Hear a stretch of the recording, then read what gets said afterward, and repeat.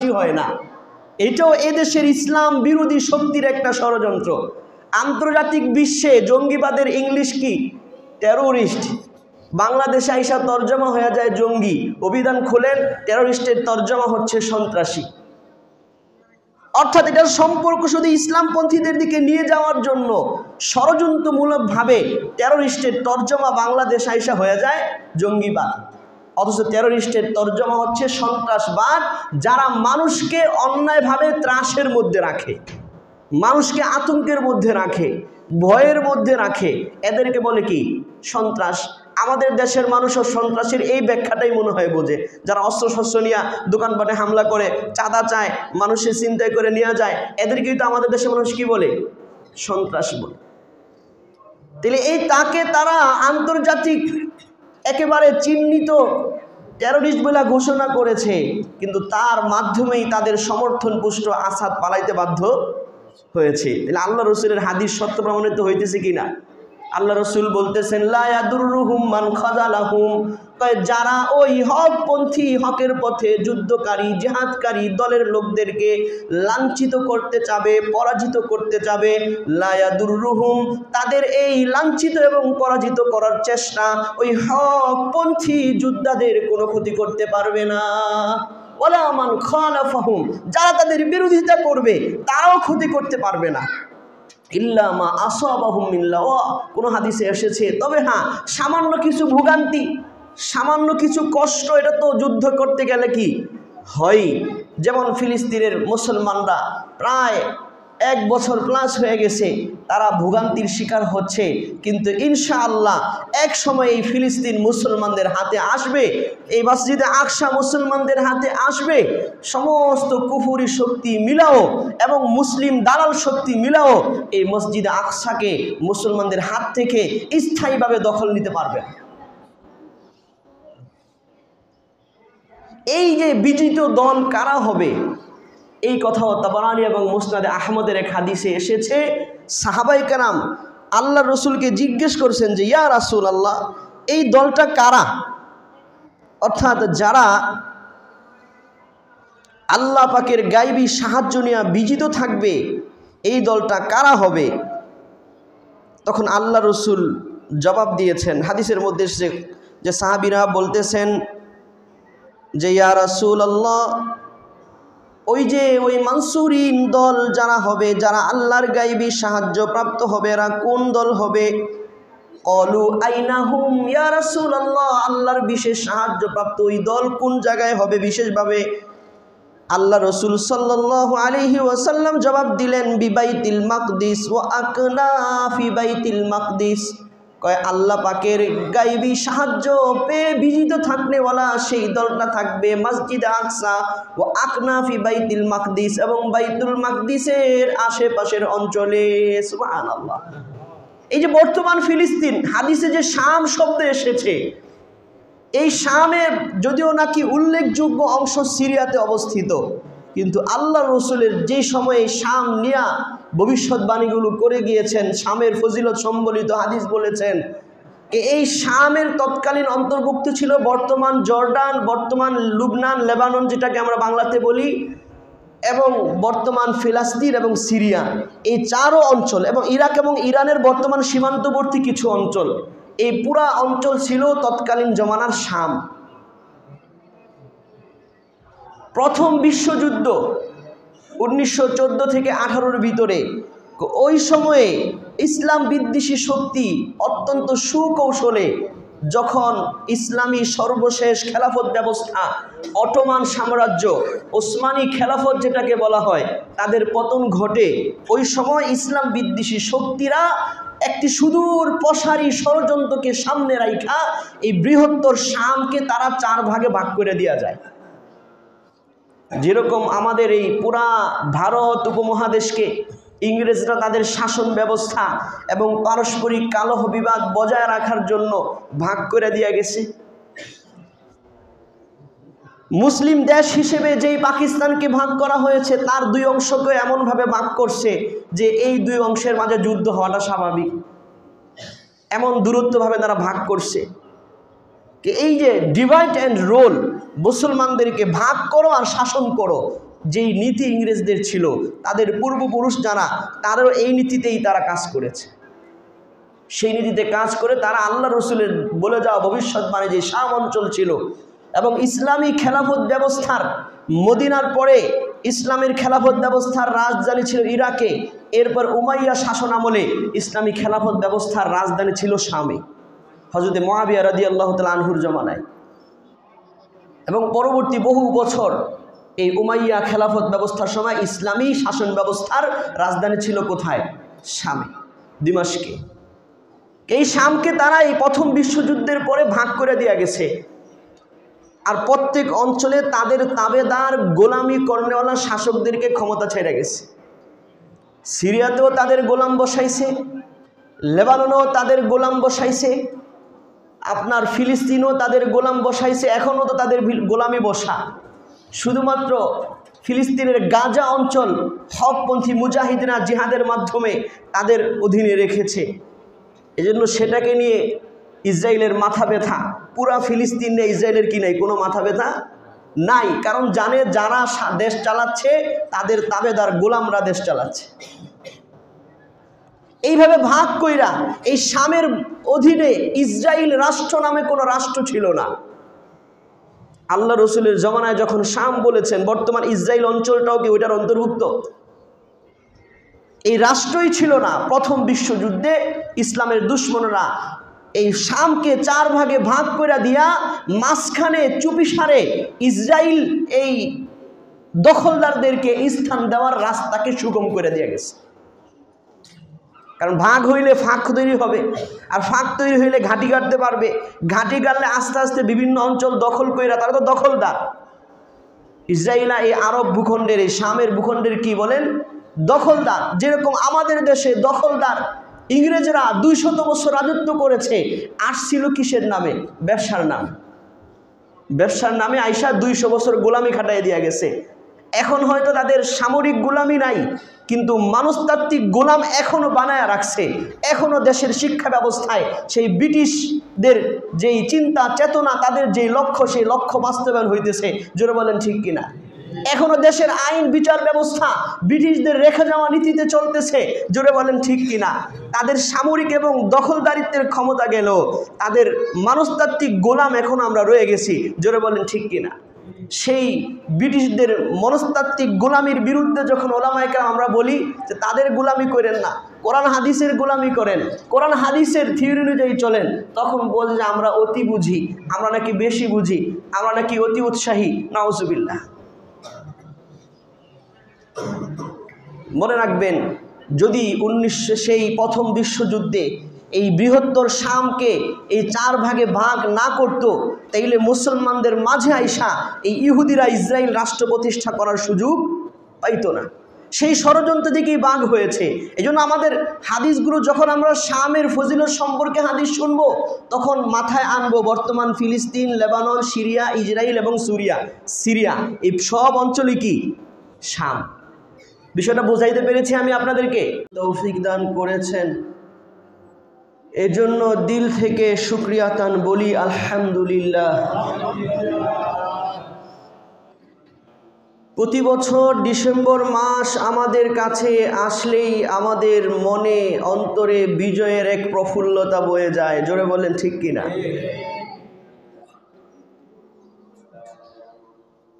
যেহেতু এই ডিসেম্বর মাসের ইতিহাসের গুরুত্বপূর্ণ কোনো এক দিনে 16 ডিসেম্বর আমরা বাঙালি জাতি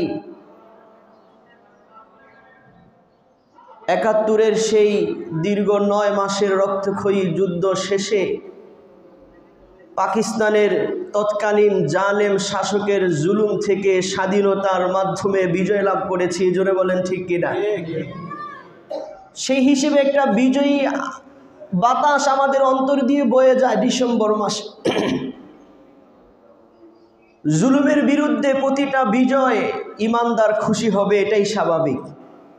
চাই সেই জুলুম ভিন্ন রাষ্ট্রের হোক অথবা নিজ রাষ্ট্রের কোনো জালেম স্বৈর শাসকের জুলুম হোক, সব জুলুমের বিরুদ্ধে সাধারণ জনতার বিজয়ে ইমানদার খুশি হয়, আর মুনাফিকরা নারাজ হয়। জোরে বলেন ঠিক কিনা? কারণ ইমানদার জুলুমের বিপক্ষে থাকে, মুনাফিকরা নিজেদের স্বার্থের জন্য জালেমের পক্ষে থাকে। জোরে বলেন ঠিক কিনা? এজন্য আমরা খুশি আলহামদুলিল্লাহ। এই বছর 2024 এর ডিসেম্বর আমাদের জন্য আরো বেশি খুশির এবং আনন্দের। তার কারণ হচ্ছে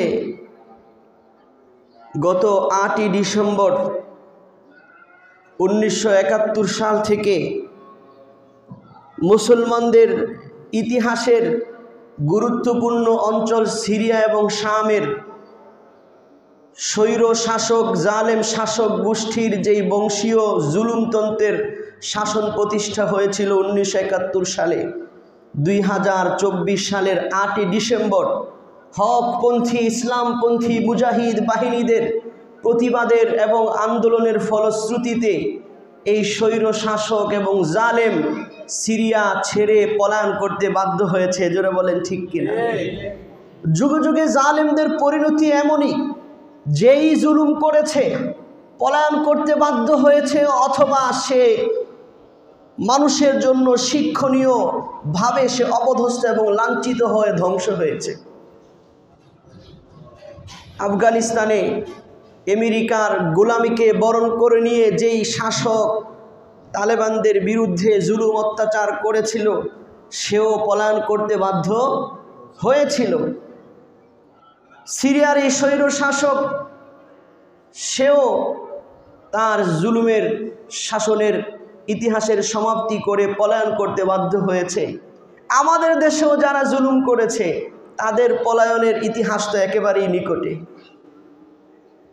এজন্য মনে রাখতে হবে, ইমানদার জুলুমের বিপক্ষে, মাজলুমের পক্ষে, জালেমের বিপক্ষে। জোরে বলেন ঠিক কিনা? যখনই ইমানদারদের বিজয় হবে, মাজলুমের বিজয় হবে, মুমিনরা খুশি হবে। এটা কোরআনের আয়াত দ্বারা প্রমাণিত। ইসলামের শুরু জমানায় যখন ইসলাম নতুন আসছে, ওই সময় মুশরিক এবং খ্রিস্টানদের মাঝে যুদ্ধ হয়েছিল। মুসলমান আর খ্রিস্টানদের মাঝে একটা দিক দিয়ে মিল আছে, খ্রিস্টানরাও আল্লাহকে রব হিসাবে মানে, আমরা মুসলমানরাও আল্লাহকে রব হিসাবে মানি। খ্রিস্টানদের একটা বড় অংশ এবং বর্তমান খ্রিস্টীয় সমাজের প্রায় সকল অংশই তৃত্ববাদে বিশ্বাসী, শিরিকে লিপ্ত হয়ে গেছে, যে আল্লাহ ও খোদা লগে আরো দুইজন আছে, বলে নাউজুবিল্লাহ। আর মুশরিক যারা, তারা তো শত শত দেবী আর মূর্তিরে কি মানে, রব এবং প্রভু হিসাবে মানে এবং তাদের পূজা করে। আল্লাহ রসুলের জমানায় যারা এক আল্লাহকে মানে, কোনো মূর্তিকে মানে না, এই দিক দিয়ে খ্রিস্টান আর মুসলমানদের মাঝে মিল ছিল। তখন রোমের খ্রিস্টানদের সাথে আর মুশরিকদের সাথে যুদ্ধ হয়েছিল। সেই যুদ্ধের বিজয়ের ব্যাপারে আল্লাহ কোরআন আয়াত নাজিল করে জানাইছিলেন, ইয়াউমা ইযি ইয়াফরাহুল মুমিনুন, যেদিন ওই যে আল্লাহর প্রতি বিশ্বাসী খ্রিস্টান জগৎ যখন বিজয় লাভ করবে মূর্তি পূজারী মুশরিকদের উপরে, সেদিন মুমিনরা খুশি হবে। বলেন সুবহানাল্লাহ। কাজেই বোঝা গেল হকপন্থীদের বিজয়ে মুমিনরা খুশি হওয়া দরকার। জোরে বলেন ঠিক কিনা? যাই হোক, লম্বা ইতিহাস, লম্বা ঘটনা, সেই দিকে যাব না। বাকি বর্তমানে সিরিয়া, দিমাশ এবং ফিলিস্তিনের যেই অঞ্চল বিজয় লাভ করেছে, এই অঞ্চলটা মুসলমানদের জন্য ঐতিহাসিকভাবে অত্যন্ত গুরুত্বপূর্ণ। এই জন্য এই শাম এবং সিরিয়া সম্পর্কে আমাদের সকলের অবগতি থাকা প্রয়োজন, যে কেন মুসলিম ইতিহাসে শাম এত গুরুত্বপূর্ণ, কেন সারা পৃথিবীর হকপন্থী মুসলমানরা স্বৈর শাসক, শিয়াপন্থী শাসক জালেম বাশার আল আসাদের নির্মম পরিণতিতে খুশি হচ্ছে, এটা বোঝা দরকার আছে কিনা? মনে রাখবেন, শাম এবং সিরিয়াকে কেন্দ্র করে আল্লাহর রসুলের হাদিসে বহু সুসংবাদ, বহু ভবিষ্যৎবাণী আল্লাহর রসুল সাল্লাল্লাহু আলাইহি সাল্লাম দিয়ে গেছেন। বলেন সুবহানাল্লাহ। এমনকি আল্লাহর রসুল সাল্লাল্লাহু আলাইহি ওয়াসাল্লাম এই সিরিয়া এবং শামকে মুসলমানদের হৃৎপিণ্ড হওয়ার সাথে সাদৃশ্য দিয়েছেন, যেরকম একজন মানুষের হৃৎপিণ্ড যদি নষ্ট হয়ে যায় তার পুরা শরীর কি হয়ে যাবে, অকেজো হয়ে যাবে। ঠিক তদ্রূপ আল্লাহ রসুল সাল্লাল্লাহু আলাইহি ওয়াসাল্লাম হাদিসের মধ্যে এই কথা বলেছেন যে শামে যখন খারাপি তৈরি হবে, শামবাসীরা যখন তাদের ঈমান আকীদার যখন অবনতি ঘটবে, অথবা শামের হকপন্থীরা যখন পরাজিত থাকবে, তাহলে পুরা মুসলিম উম্মায় আর কোনো কল্যাণ থাকবে না। আল্লাহ রসুল বলেছেন ইজা ফাসাদা আহলুস শাম ফালা খায়রা ফিকুম। আল্লাহ রসুল সহিহ হাদিসের মধ্যে বলতেছেন ইজা ফাসাদা আহলুস শাম, যখন শামবাসীরা, শামের অধিবাসীরা, সাধারণ জনগণ, শাসক বলে নাই, ইজা ফাসাদা আমিরুস শাম বলে নাই। শামের যিনি শাসক ছিল নিকটবর্তীতে বাশার আল আসওয়াদ, সে ছিল স্বৈর শাসক, জালেম, কিন্তু একদল হকপন্থী জনগণ সব সময় তার জুলুমের এবং আমেরিকা এবং ইসরায়েলের গোলামির বিরুদ্ধে তারা প্রতিবাদ মুখর ছিল। জোরে বলেন ঠিক কিনা? সেই প্রতিবাদ মুখর থাকার কারণেই দীর্ঘ বছরের এই জালেম বংশের জুলুম শেষে তারা পলায়ন করতে বাধ্য হয়েছে। বোঝা গেল আহলে শাম তথা শামবাসীরা সবাই এখনো কি হয়ে যায় নাই, তাদের ঈমান আকীদা নষ্ট হইয়া যায় নাই, দিনদারি নষ্ট হয়ে যায় নাই। আল্লাহ রসুল বলতেছেন ইজা ফাসাদা আহলুস শাম, যখন শামবাসীরা, শামের অধিবাসীরা, আহালরা যখন নষ্ট হয়ে যাবে, তাদের ঈমান আমল ধ্বংস হয়ে যাবে, আল্লাহ রসুল বলতেছেন ফালা খায়রা ফিকুম, শুনে রাখো তাইলে তোমাদের মাঝে আর কোনো কল্যাণ থাকবে না।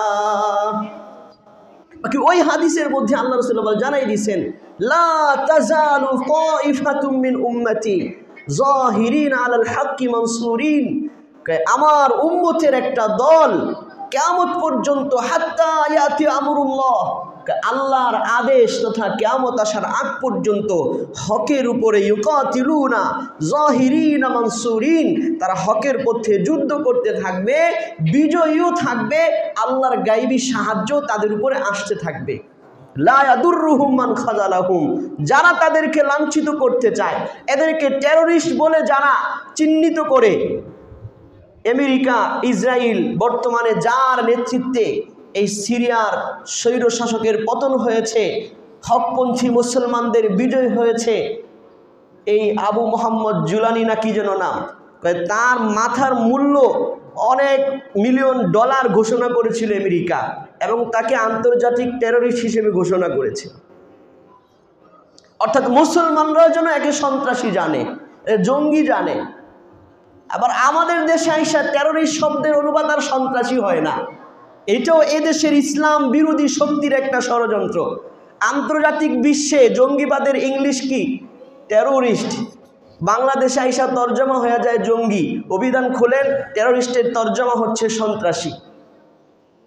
অর্থাৎ এটার সম্পর্ক শুধু ইসলামপন্থীদের দিকে নিয়ে যাওয়ার জন্য ষড়যন্ত্রমূলকভাবে টেরোরিস্টের তর্জমা বাংলাদেশ আইসা হয়ে যায় জঙ্গিবাদ, অথচ টেরোরিস্টের তর্জমা হচ্ছে সন্ত্রাসবাদ, যারা মানুষকে অন্যায়ভাবে ত্রাসের মধ্যে রাখে, মানুষকে আতঙ্কের মধ্যে রাখে, ভয়ের মধ্যে রাখে, এদেরকে বলে কি? সন্ত্রাস। আমাদের দেশের মানুষও সন্ত্রাসের এই ব্যাখ্যাটাই মনে হয় বোঝে, যারা অস্ত্রশস্ত্র নিয়ে দোকানপাটে হামলা করে, চাঁদা চায়, মানুষের চিন্তায় করে নেওয়া যায়, এদেরকেই তো আমাদের দেশের মানুষ কি বলে? সন্ত্রাস বলে। তাহলে এই তাকে তারা আন্তর্জাতিক একেবারে চিহ্নিত টেরোরিস্ট বলে ঘোষণা করেছে, কিন্তু তার মাধ্যমেই তাদের সমর্থন পুষ্ট আসাদ পালাইতে বাধ্য হয়েছে। তাহলে আল্লাহ রসুলের হাদিস সত্য প্রমাণিত হইতেছে কিনা? আল্লাহ রসুল বলতেছেন লা ইয়াদুররুহুম মান খাযালাহুম, যারা ওই হকপন্থী, হকের পথে যুদ্ধকারী, জিহাদকারী দলের লোকদেরকে লাঞ্ছিত করতে চাবে, পরাজিত করতে চাবে, লা ইয়াদুররুহুম, তাদের এই লাঞ্ছিত এবং পরাজিত করার চেষ্টা ওই হকপন্থী যোদ্ধাদের কোনো ক্ষতি করতে পারবে না। ওয়ালা মান খালাফাহুম, যারা তাদের বিরোধিতা করবে তারাও ক্ষতি করতে পারবে না। ইল্লা মা আসাবাহুম মিন লাওয়া, কোন হাদিসে এসেছে, তবে হ্যাঁ সামান্য কিছু ভোগান্তি, সামান্য কিছু কষ্ট, এটা তো যুদ্ধ করতে গেলে কি হয়। যেমন ফিলিস্তিনের মুসলমানরা প্রায় 1 বছর প্লাস হয়ে গেছে, তারা ভোগান্তির শিকার হচ্ছে। কিন্তু ইনশাআল্লাহ এক সময় এই ফিলিস্তিন মুসলমানদের হাতে আসবে, এই মসজিদে আকসা মুসলমানদের হাতে আসবে। সমস্ত কুফরি শক্তি মিলাও এবং মুসলিম দালাল শক্তি মিলাও এই মসজিদে আকসাকে মুসলমানদের হাত থেকে স্থায়ীভাবে দখল নিতে পারবে। এই যে বিজিত দল কারা হবে, এই কথাও তাবারানী এবং মুসনাদে আহমদের এক হাদিসে এসেছে। সাহাবায়ে কেরাম আল্লাহ রসুলকে জিজ্ঞেস করছেন যে ইয়া রাসূলুল্লাহ, এই দলটা কারা? অর্থাৎ যারা আল্লাহ পাকের গায়বী সাহায্য নিয়ে বিজিত থাকবে, এই দলটা কারা হবে? তখন আল্লাহ রসুল জবাব দিয়েছেন। হাদিসের মধ্যে এসেছে যে সাহাবীরা বলতেছেন যে ইয়া রাসূলুল্লাহ, ওই মানসুরিন দল যারা হবে, যারা আল্লাহর গায়বী সাহায্য প্রাপ্ত হবে, এরা কোন দল হবে? ক্বালু আইনা হুম ইয়া রাসূলুল্লাহ, আল্লাহর বিশেষ সাহায্য প্রাপ্ত ওই দল কোন জায়গায় হবে বিশেষভাবে? আল্লাহ রসুল সাল্লাল্লাহু আলাইহি ওয়াসাল্লাম জবাব দিলেন বিবাইতিল মাকদিস ওয়া আকনাফি বাইতিল মাকদিস।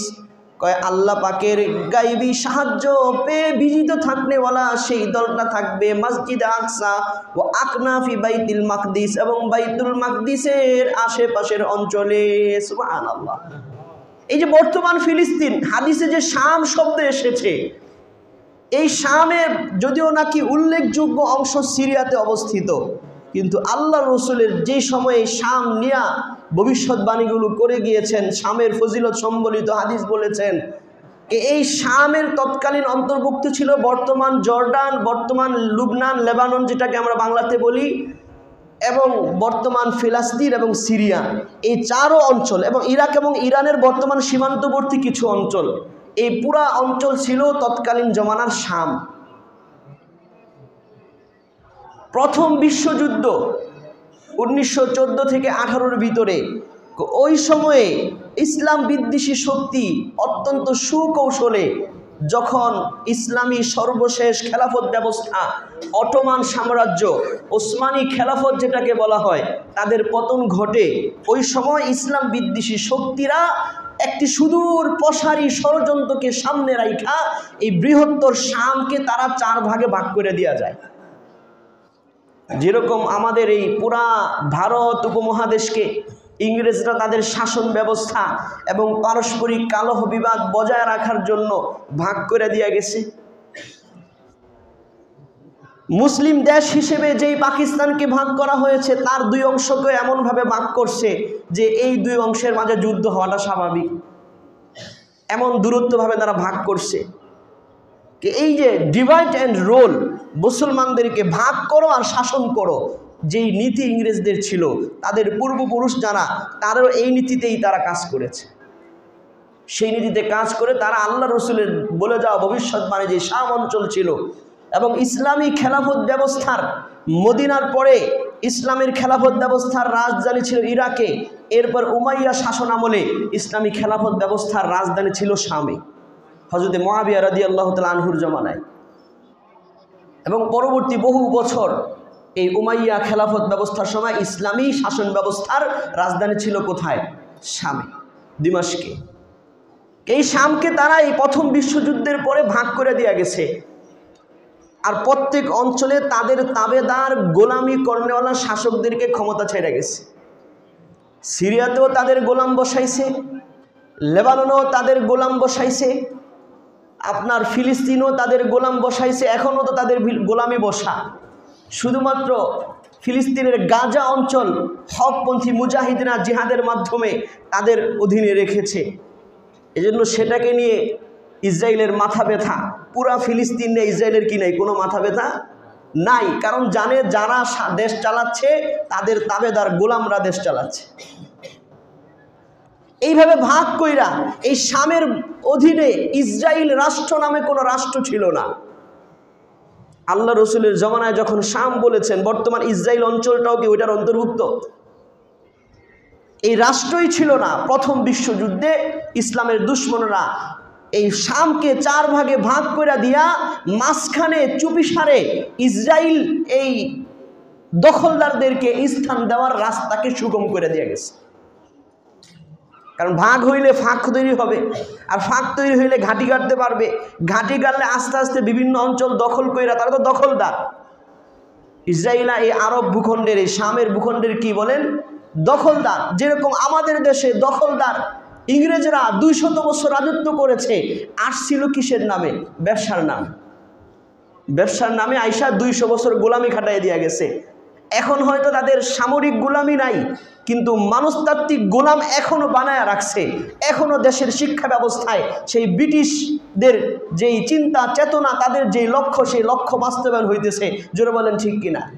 এখনো দেশের আইন বিচার ব্যবস্থা ব্রিটিশদের রেখে যাওয়া নীতিতে চলতেছে। জোরে বলেন ঠিক কিনা?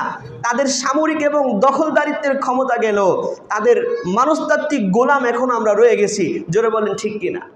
সেই ব্রিটিশদের মনস্তাত্ত্বিক গোলামির বিরুদ্ধে যখন ওলামায়ে কেরাম আমরা বলি যে তাদের গোলামি করেন না, কোরআন হাদিসের গোলামি করেন, কোরআন হাদিসের থিওরি অনুযায়ী চলেন, তখন বলে যে আমরা অতি বুঝি, আমরা নাকি বেশি বুঝি, আমরা নাকি অতি উৎসাহী। নাউজুবিল্লাহ।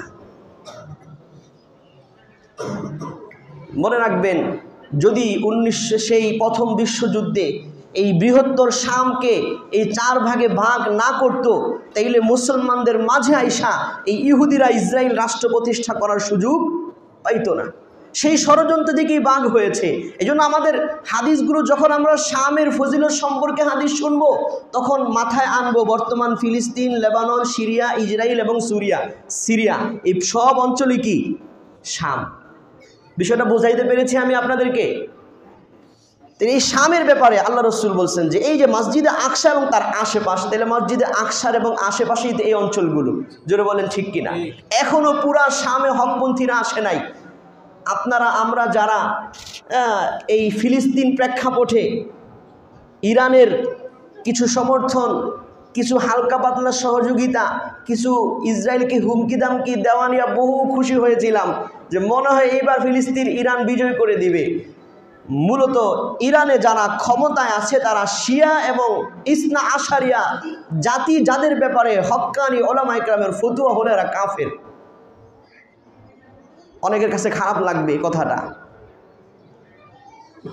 কারণ ইরান চাচ্ছে যে মধ্যপ্রাচ্যে যেন আমেরিকার যেই প্রভাবটা আছে, এই প্রভাবটা দূর হইয়া যেন ইরানের প্রভাব বিস্তার করে, এটা রাজনৈতিক স্বার্থে সে সহযোগিতা করে। কিন্তু মসজিদে আকসাকে রক্ষার স্বার্থে সে কি করে না? সহযোগিতা করে না। যার কারণে লেবাননে এখনো যে হিজবুল্লাহ, এটা ইরানের মদতপুষ্ট এবং শিয়াপন্থী। আপনারা নিউজে খবরে দেখেছেন, যখন সিরিয়ার হকপন্থী মুজাহিদরা এই বাশার আল আসাদের এক একটা শহর দখল করা শুরু করতেছিল অল্প কয়েকদিনের ভিতরে, তখন ইসরায়েল আর হিজবুল্লাহ যুদ্ধবিরতি দিয়া উভয় পক্ষ গেছে কাদেরকে দমন করতে? ওই বাশার আল আসাদেরকে দেশ ছাড়া করার জন্য যারা মুজাহিদরা জেহাদ করতেছে, তাহরিরুস শাম নামক সংঘ, হাইয়াতুত তাহরির লিস শাম, এই সংগঠনের বিরুদ্ধে যারা চলে গেছে।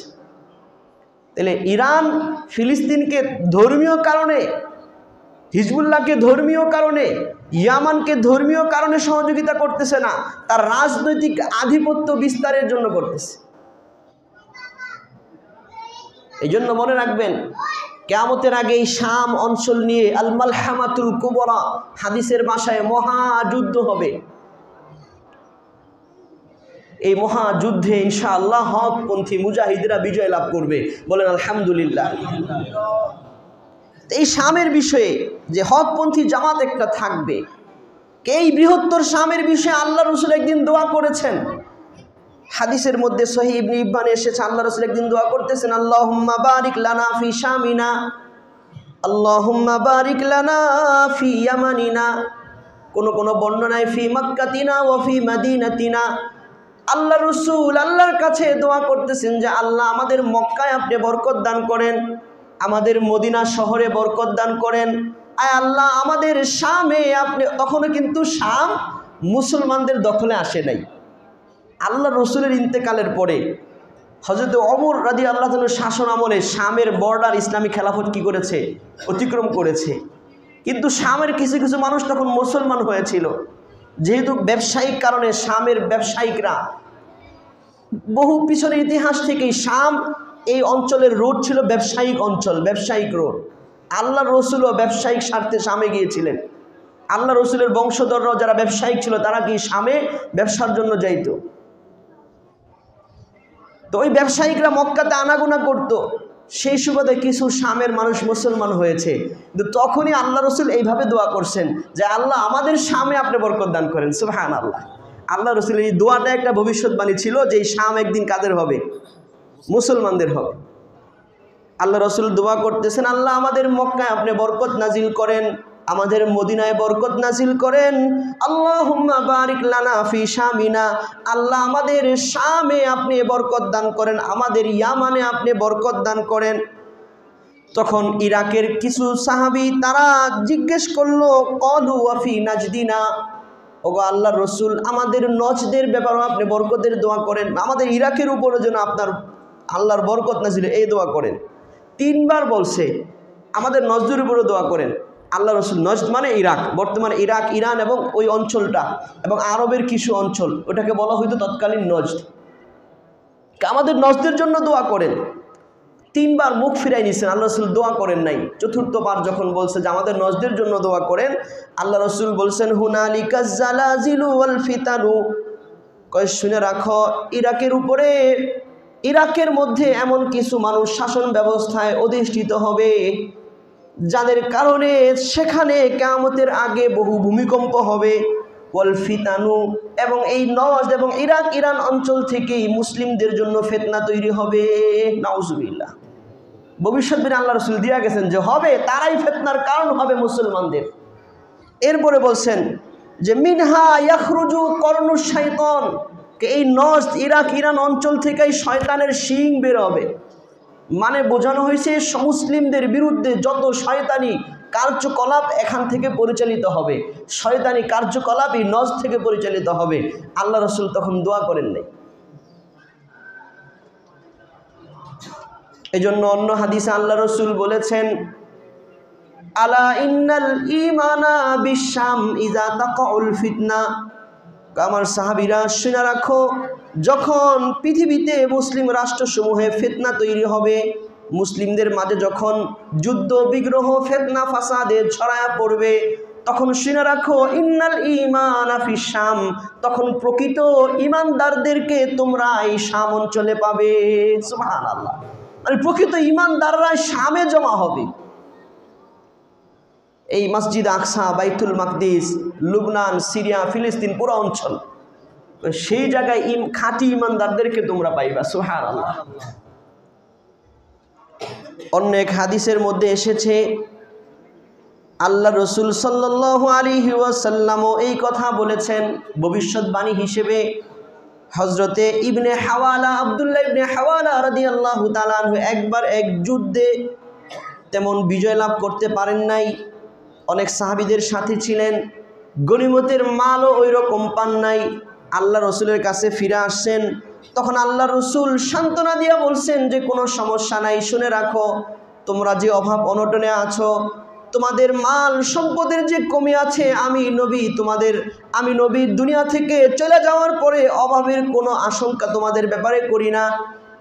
কারণ তোমাদের মুসলিমদের 3টা বড় বড় দল, এক দল ইরাকে যুদ্ধ করে ইরাক বিজয় করবে, আরেক দল ইরানে বিজয় করবে, আরেক দল ইয়ামানে, ইরাক ইরান একটা সাইড, আরেক দল ইয়ামানে বিজয় করবে, আরেক দল শামে বিজয় করবে। আল্লাহ রসুল যখন এই কথা বললেন, তখন ওই সাহাবী আল্লাহ রসুলকে জানতে চাইছেন, ইয়া রাসূলুল্লাহ, এই 3 দলের কোন এক দলে যদি আমি শরীক হওয়ার সুযোগ পাই, আমি কোন দলে শরীক হব, মানে কোন অঞ্চলের যুদ্ধে আমি শরীক হব? আল্লাহ রসুল বলেন যে তুমি শামের অঞ্চলের যুদ্ধে শরীক হও। কোন অঞ্চলের? তুমি শামের অঞ্চলের যুদ্ধে শরীক হও। কেন শাম অঞ্চলের যুদ্ধে শরীক হবে? সেই কারণও হাদিসের মধ্যে এসেছে। আল্লাহ রসুল সাল্লাল্লাহু আলাইহি ওয়াসাল্লাম তখন বলেছেন যে ফাইন্না শামা মিন খাইরাতিল্লাহি মিন আরদিহি, আল্লাহর পৃথিবীতে আল্লাহর সবচেয়ে শ্রেষ্ঠ ভূমি হচ্ছে শাম। আল্লাহর পৃথিবীতে আল্লাহর শ্রেষ্ঠ ভূমি কি? শাম। কেমনে শ্রেষ্ঠ ভূমি হবে না? এই পুরা শাম অঞ্চলের ব্যাপারেই তো আল্লাহ তাআলা কোরআন আয়াত নাজিল করছেন যে আল্লাযী বারাকনা হাওলা, যেই বাইতুল মাকদিস এবং তার আশেপাশের অঞ্চলে আমি আল্লাহ বরকত নাজিল করে রাখছি। কোরআনের 3 থেকে 4টা আয়াতে আল্লাহ পাক এই শাম অঞ্চলে বরকতের কথা বলেছেন। এবং পৃথিবীতে যত নবী রাসূল আল্লাহ পাঠিয়েছেন তার মধ্যে বেশি সংখ্যক শুধু সামান্য বেশি না, অনেক বেশি সংখ্যক আল্লাহ পাক এই শাম অঞ্চলে পাঠিয়েছেন। যার কারণে এই মসজিদে আকসা সহ এই শাম অঞ্চল খ্রিস্টানদেরও লক্ষ্যবস্তু, ইহুদিদেরও লক্ষ্যবস্তু, আর মুসলমানদের তো আল্লাহ রসুল বিজয়ের ভবিষ্যৎবাণী কি দিয়া গেছে।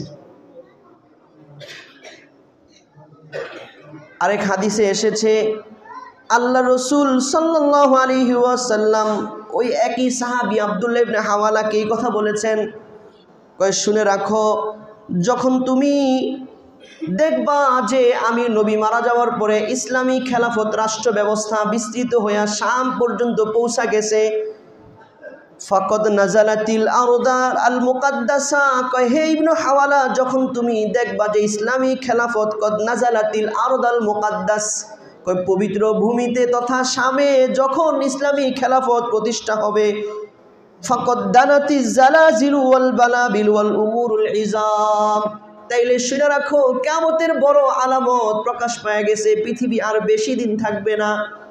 তাহলে এই কিয়ামতের আগ মুহূর্তের যেই ভূমিকম্প পৃথিবীতে, সেই ভূমিকম্প শুরু হবে, ওয়াল বালাবিল বিভিন্ন বিপদ মুসিবত পেরেশানি আসা শুরু করবে, ওয়াল উমুরুল ইজাম বড় বড় ঘটনা তখন ঘটা শুরু করবে, ওয়াসাআতু ইয়াউমাইযিন কুরবাম মিনান নাস মিন ইয়াদি হাজিহি মিন রাসিক, আল্লাহ রাসূলের সাহাবীর হাতে হাত রাইখা মাথায় হাত রাইখা এই হাদিসটা বলছেন যে যখন দেখবা যে ইসলামী খেলাফত শাম পর্যন্ত পৌঁছা গেছে, তখন মনে রাখবা যে আমার হাত তোমার মাথার যত নিকটে, কিয়ামত মানুষের তত নিকটে। সুবহানাল্লাহ। তাহলে বোঝা গেল আমরা আস্তে আস্তে পৃথিবীর সমাপ্তির দিকে যাচ্ছি। আল্লাহ পাক কোরআনে, আল্লাহ রাসূল হাদিসে যেই মহাপ্রলয়ের কথা বলেছেন, কখনো সাআ শব্দ দিয়ে, কখনো ইদা ওয়াকাতিল ওয়াকিআ শব্দ দিয়ে, কখনো আল কারিআ শব্দ দিয়ে, কখনো আল কিয়ামা শব্দ দিয়ে আল্লাহ পাক পৃথিবী ধ্বংসের যেই খবর দিয়েছেন, আমরা আস্তে আস্তে সেই দিকে যাচ্ছি। কারণ আল্লাহ রসুলের আগমনটাই ছিল কিয়ামতের বড় আলামত। কোন এক জুমে হাদিস শোনাইছে, আল্লাহ রসুল বলছেন বুইস্তু আনা ওয়াস সাআতু কাহাতাইন, আমি নবী আর কিয়ামত, আমি প্রেরিত হয়েছি কিয়ামত এরকম, মানে আমি নবী চলে যাব আর কিয়ামতের আলামত আসা শুরু করবে।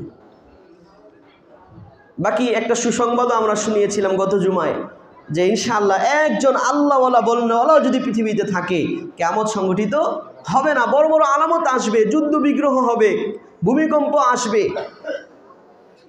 তাইলে এই শামকে নিয়ে আল্লাহ রসুলের ভবিষ্যৎবাণী আছে, কাজেই বোঝা গেল শাম বিশ্বের মুসলিম ইতিহাসের জন্য গুরুত্বপূর্ণ কিনা। অন্য এক হাদিসের মধ্যে আল্লাহ রসুল এই কথা বলেছেন, আল্লাহ রসুল সাল্লাল্লাহু আলাইহি ওয়াসাল্লাম সাহাবীদেরকে বলতেছেন যে ইন্নী রাআইতুল মালাইকাতা ফিল মানাম, আমার সাহাবীরা শোনো, আমি স্বপ্নে দেখেছি ফেরেশতারা আমার মাথার নিচের থেকে আল্লাহর কিতাবকে নিয়ে যাইতেছে, ফাআমিদু বিহি ইলা শাম, তারা আল্লাহর কিতাব আমার মাথার থেকে নিচে থেকে নিয়ে তারা চলে যাইতেছে শামের দিকে। আল্লাহ রসুল এই স্বপ্নের ব্যাখ্যা করেছেন, ফাইদা ওয়াকাতিল ফিতনু ফাইন্নাল ঈমানা বিশাম, শামের দিকে আমার কিতাব চলে যাওয়ার ব্যাখ্যা হইল যখন পৃথিবীতে ফিতনা ছড়ায় যাবে তখন প্রকৃত ঈমান, প্রকৃত কিতাব এবং সুন্নতের অনুসারী শাম দেশে পাওয়া যাবে। সুবহানাল্লাহ। এই জন্য আমাদের শামের যারা হকপন্থী, কোরআন এবং হাদিসের আলোকে যাদেরকে আমরা হক চিনি, মনে করতে হবে যে তারা আল্লাহ রসুলের সেই ভবিষ্যৎবাণীর প্রকাশ ক্ষেত্র। জোরে বলেন ঠিক কিনা? আর যারা প্রকাশ্যে ইসলামের দুশমন, তাদেরকে আবার সেই দল মনে করেন না, কারণ যেহেতু তারা বাহ্যিকভাবে কিতাবুল্লাহর কি হইতে হবে, অনুসারী হইতে হবে। কাজেই সাময়িকভাবে যদি জালেমরা সেই শাম অঞ্চলে ঘাঁটি গাইরা বসে, সাময়িকভাবে যদি ইসরায়েল সেই শাম অঞ্চলে ঘাঁটি গাইরা বসে, তাদেরকে আবার সেই দল মনে করা যাবে। কথা বুঝতেছেন? ইনশাআল্লাহ হকপন্থীদের বিজয় হবে এই শামকে কেন্দ্র করে। অন্য একটা হাদিসের মধ্যে আল্লাহ রসুল সাল্লাল্লাহু আলাইহি ওয়াসাল্লাম এই কথা বলেছেন, যে কিয়ামতের আগে পৃথিবীতে যখন মহাযুদ্ধ হবে, সেই মহাযুদ্ধের সময় হকপন্থীদের মূল সেক্টর, মূল তাদের ঘাঁটি হবে কোথায়? এই হাদিসটা আবু দাউদ শরীফে এসেছে। আল্লাহ রসুল বলতেছেন, আবু দারদা থেকে বর্ণিত, আল্লাহ রসুল বলেন, ইন্না ফুসতাতাল মুসলিমিনা ইয়াউমাল মালহামা, যখন পৃথিবীতে মহাযুদ্ধ হবে, মালহামাতুল কুবরা হবে, ওই দিন মুসলমানদের ঘাঁটি হবে বিলগুতাতি ইলা জানিবি মাদিনাতিন ইউকালু লাহা দিমাশক। বর্তমানে সিরিয়ার রাজধানী যেই দিমাশকে বিজয় করার পরেই বাশার আল আসাদ পলায়ন করছে, এই দিমাশকের ব্যাপারে আল্লাহ রসুল বলতেছেন, যখন পৃথিবীতে মহাযুদ্ধ হবে তখন মুসলমানদের ঘাঁটি হবে ওই অঞ্চলে যেটা দিমাশকে অবস্থিত। সুবহানাল্লাহ। মিন খাইরি মাদাইনিশ শাম, আল্লাহ রসুল বলতেছেন, আর এই দিমাশক হচ্ছে শামের শ্রেষ্ঠ শহরগুলোর মধ্যে একটা শ্রেষ্ঠ শহর। বলেন সুবহানাল্লাহ। এই জন্য বড় বড় বুজুর্গ, বড় বড় আলেম এই শাম এবং দিমাশক থেকে তৈরি হয়েছে। আল্লামা ইবনে তাইমিয়া এই শাম এবং দিমাশকের, আল্লামা ইবনুল কাইয়িম জাওজি এই শাম এবং দিমাশকের হানাফি মাযহাবের প্রসিদ্ধ ফতুয়ার কিতাব, নামই হয়ে গেছে ফতুয়ায়ে শামি। আল্লামা ইবনে আবিদিন তিনিও কোন দেশের? এই শামের। আমাদের দেশে যারা হানাফি মাযহাবের ব্যাপারে প্রচলন, মানুষের মাঝে বিভ্রান্তি সৃষ্টি করে, যে বাংলাদেশের মৌলবীরা লেখাপড়া জানে না, এরা এই মাযহাবের পিছনে পাগল, অথচ মাযহাবের যাবতীয় কিতাব আরবদের লেখা, হয়তো মিশরের, হয়তো শামের, নয়তো মক্কা মদিনার। জোরে বলেন ঠিক কিনা? এটা তাদের একটা মিথ্যা প্রপাগান্ডা যে বাংলাদেশের মৌলবীরা কোরআন হাদিস জানে না, এরা এই মাযহাব চালু করছে। কথা বুঝতেছেন? মনে রাখবেন। এই যে আল্লামা শামি, ওনার নামই হয়ে গেছে আল্লামা শামি, তিনিও এই শাম অঞ্চলের। আল্লামা আব্দুল ফাত্তাহ আবু গুদ্দা তিনিও সেই শাম অঞ্চলের নিকটবর্তী আরবের বড় শায়েখ ছিলেন, কিন্তু জন্মস্থান কোথায়? দিমাশক, শাম। আল্লামা ইবনে কাসির তাফসিরের প্রসিদ্ধ গ্রহণযোগ্য কিতাব, তিনিও কোথায়? এই শাম অঞ্চলের। এরকমভাবে হাদিস শাস্ত্রে যিনি অত্যন্ত অতুলনীয় ব্যাখ্যা লিখেছেন, হাফিজ ইবনে হাজার আসকালানি বুখারী শরীফের ব্যাখ্যা লিখেছেন ফাতহুল বারি, তিনিও এই শাম অঞ্চলের। যেরকম যুগে যুগে বড় বড় নবীরা এই অঞ্চলে আসছে, এখনো পর্যন্ত নিকট অতীত বিশ্বের বড় বড় মাথা মাথা আলেমরা এই শাম অঞ্চল থেকে। বলেন আলহামদুলিল্লাহ। এই জন্য আমাদের এই শাম এবং মুসলমানদের বিজয় নিয়ে আমাদের স্বপ্ন দেখতে হবে, তাদের জন্য দোয়া করতে হবে, খুশি হইতে হবে। আপনারা দেখেছেন, সময় শেষ হয়ে গেছে। এই শামের ফজিলত নিয়ে আরও বহু আয়াত হাদিস আছে, বলা শুরু করলে শেষ হবে না। এক হাদিস আল্লাহ রসুল বলছেন যে কিয়ামতের আগে একটা আগুন বের হবে আর সমস্ত পৃথিবীর মানুষকে হাঁকায় একদিকে নেওয়া যাবে। সাহাবীরা বলছেন যে এই যে হাজরা মাউত থেকে যে আগুন আসবে, তখন আমরা কোন দিকে যাব? আল্লাহ রসুল বলছেন, সবাই শামের দিকে যাইবা। তো শামে এই আগুন কোনো ক্ষতি করতে পারবে না, সবাই সেই শামে বিজয় হইবা। এই শামেই দাজ্জালের পরাজয় হবে, এই শামে ঈসা আলাইহিস সালাম অবতরণ করবেন এবং বাবুল লুদ, এই শাম অঞ্চলের বাবুল লুদ নামক জায়গায় দাজ্জালকে হত্যা করবেন ঈসা আলাইহিস সালাম। এরকম বহু ঘটনা আল্লাহ রসুল এক হাদিসে এরকমও বলেছেন যে তোমরা শামের দিকে যাবে, তার কারণ হলো আমি আল্লাহর ফেরেশতাদেরকে দেখেছি যে শামের উপরে তারা রহমতের দানা বিছায় রাখছে। বলেন সুবহানাল্লাহ। এই জন্য আল্লাহর খাস বিশেষ বিশেষ বান্দারা কিয়ামতের আগে সবাই শামে যায় জমা হবে, এটাও হাদিসে আসছে। এই জন্য শামের এই হকবন্দীদের বিজয় আমরা খুশি তো ইনশাআল্লাহ। যেরকম 16 ডিসেম্বরে আমরা জুলুম থেকে মুক্তি পেয়েছি, সেই জন্য এটা খুশির মাস। আর এই যে জালেম শাসক বাশার আল আসাদ, আপনারা জেনেছেন বা অনেকে জানেন না যে আমাদের দেশে যেরকম আয়নাঘর ছিল, এর চেয়ে আরও মারাত্মক, ভয়ঙ্কর এবং জুলুম নিপীড়নের আয়নাঘর এই বাশার আল আসাদেরও ছিল।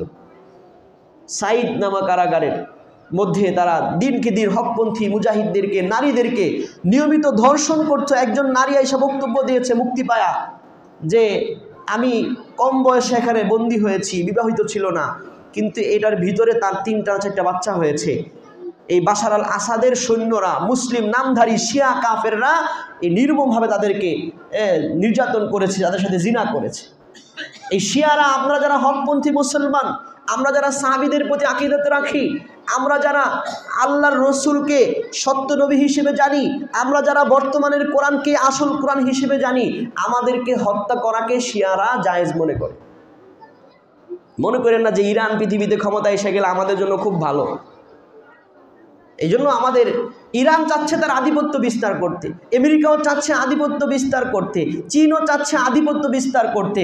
আমাদেরকে চাইতে হবে এই পৃথিবীতে ইসলাম কায়েম করতে। রাজি আছি ইনশাআল্লাহ?